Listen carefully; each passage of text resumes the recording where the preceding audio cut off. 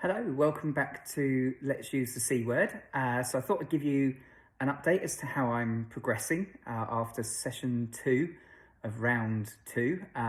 So good news is that from a tummy perspective, I really struggled, as you know, from the first session of the second round.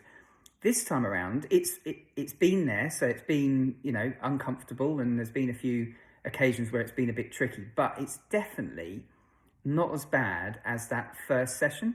So I'm really grateful about that, because that's the element that makes me feel just generally, just really unwell. So from that perspective, that's actually been a lot better this time around.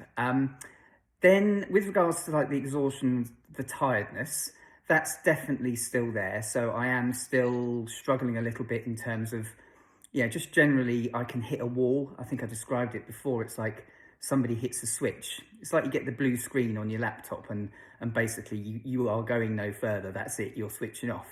It's a little bit like that. And it's been, I think, actually mildly better than the first session as well. It's definitely still there.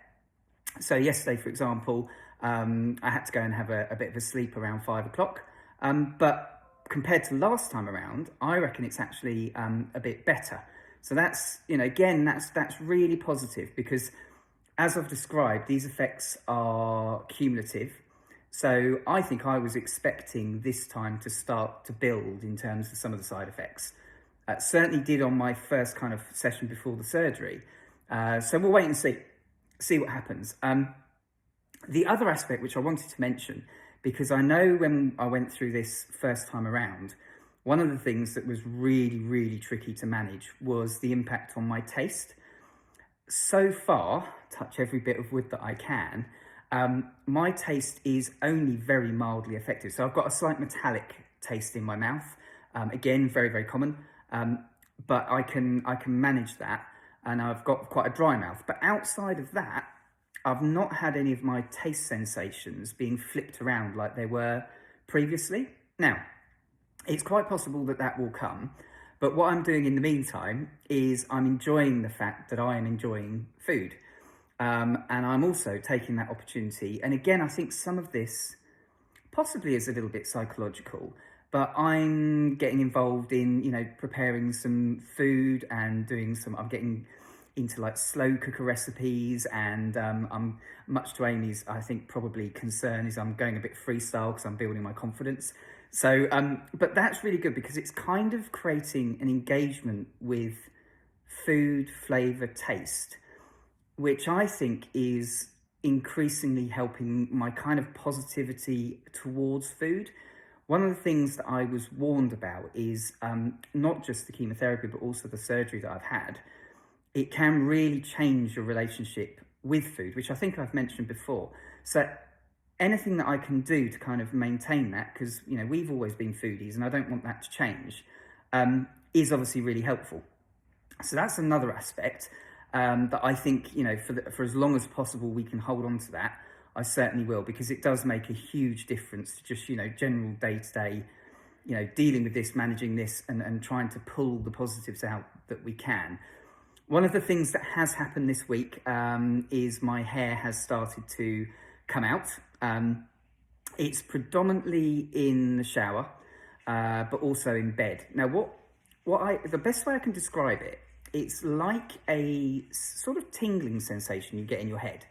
And that's if you don't touch it. So I haven't actually got it at the moment, but it is kind of there in the background.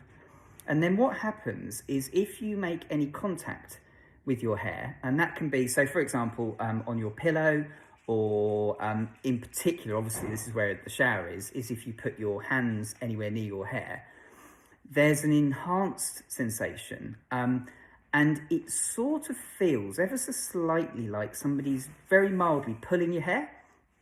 So it's quite a peculiar sensation.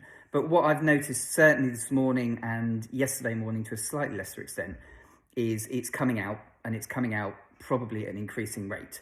So that gives me an opportunity to try and do something in terms of my haircut, because one of the things that it does do is it starts to thin.